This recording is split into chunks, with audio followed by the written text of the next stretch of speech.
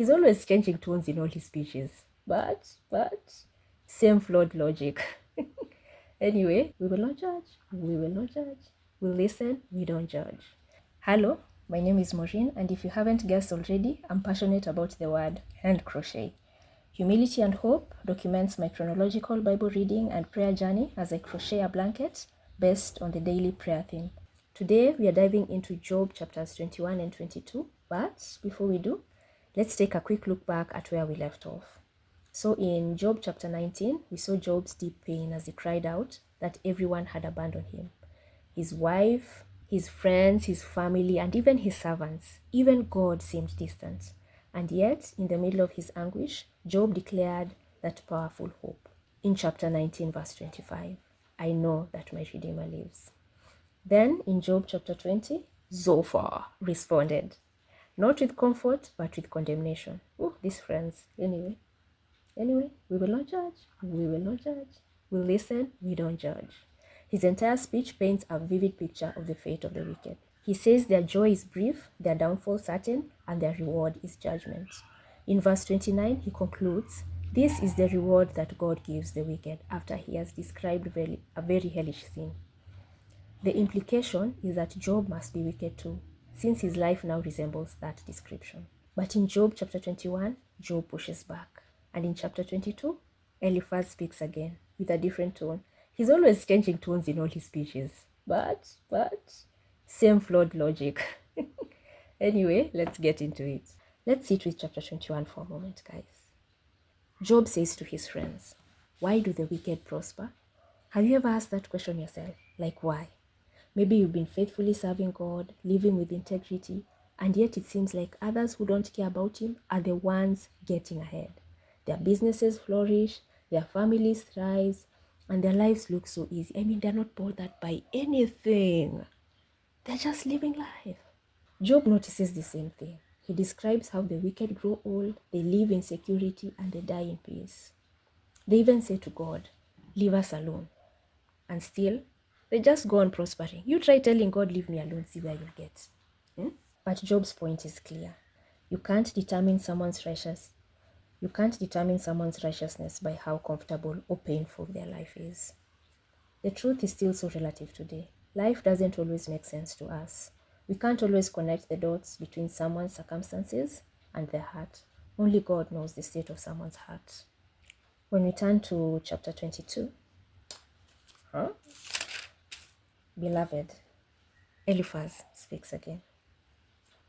This time, he accuses Job of specific sins. They're tired of beating about the bush, saying, if this happens to you, you're wicked. They are going straight to the heart of it. This time, he accuses Job of specific sins, taking pledges unfairly, mistreating the needy, and turning away the poor. But we know that Job didn't do these things. These are false accusations, from friends nonetheless. Still, Eliphaz says something profound. Maybe it was unintentional, I don't know, in verse 21. He urges, submit to God and you will have peace. Then things will go well for you. Listen to his instructions and store them in your heart. If you return to the Almighty, you will be restored. So clean up your life.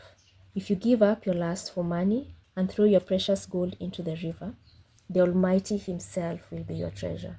He will be your precious silver. That imagery touches something deep. God doesn't just give us treasure, he is our treasure. When we walk through confusion, through pain, or through silence, God invites us to himself. Not to answers, not to quick fixes, but to his presence. That's so lovely. Maybe you're walking through something that doesn't make sense. Or maybe your heart echoes Job. Why do the wicked prosper? Why is life hard for me? Or maybe you are like Eliphaz, trying to make sense of someone else's pain by assigning blame. Try not to do that. Although, as you've been going through Job, I hope that's not your mindset right now. And if you're still struggling, the Spirit will help you. The Spirit is at work in your heart, I pray. So, whatever point you're at, let's remember this. God is not a transaction. He's a relationship. He's our treasure. Again, if you return to the Almighty, you will be restored. So clean up your life. Then the Almighty himself will be your treasure.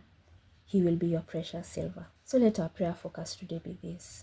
that the Lord will help us submit to Him, not to get something, but to know Him, that He may teach us to treasure Him above everything else, because sometimes it's hard. And as I've said, if you invite the Spirit to you, He will come. Draw closer to the Lord, and He will draw closer to you. Seek Him. Seek Him. Those who keep knocking, those who keep seeking, will surely find. In 2 verses, Eliphaz reminds us of this. Eliphaz warns us. In verse 17 and 18, he says, this he's speaking about the people who have treasures, earthly treasures. For they say to God, leave us alone. What can the Almighty do to us? Yet He was the one who filled their homes with good things. And this connects beautifully to our blanket color for the day, which is blue, for relationships, and especially our relationship with God.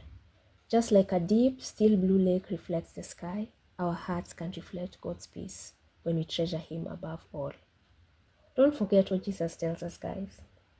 Don't store up treasures here on earth, where moths eat them and rust destroys them, and where thieves break in and steal.